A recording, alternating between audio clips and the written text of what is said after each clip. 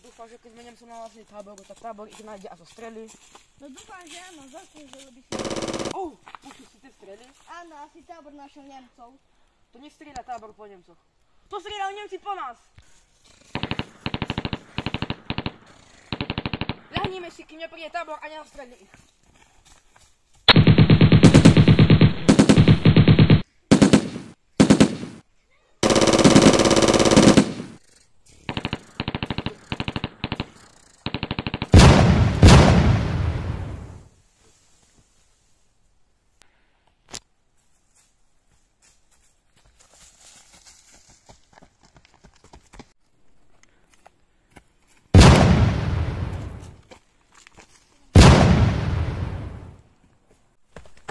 Štivo, to si naozaj ty?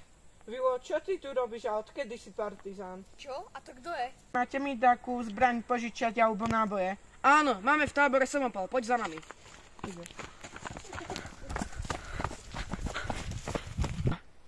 Tam máš samopal s nábojmi. Idem si tam.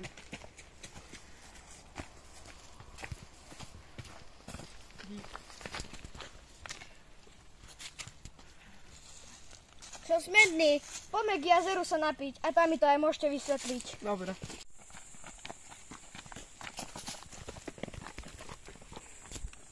Aha, to je to jazero. Poďme dole, tam si sadneme. Aj to je vychadená cestička.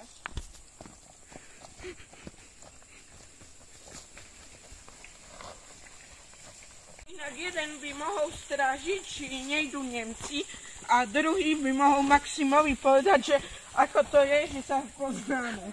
Áno, dobrý nápad. Sem si môžeme sadnúť. Dobre. Dobre. Idem strážiť, ak by náhodou prišli Nemci. Dobre. Dobre, Maxim, teraz ti poviem, ako som sa s Vilom zoznámil. Keď som bol menší, tak som býval na Slovensku. Zoznámil som sa s Vilom a zostali sme najlepší kamaráti. Ale potom do mojich 14 narodenín sme sa museli s rodičmi odsťahovať do Nemecka, lebo tam našli novú robotu. A s Vilom som sa musel rozlúčiť. Potom prišla druhá svetová a ja som sa prihlásil do vojny a to je všetko asi.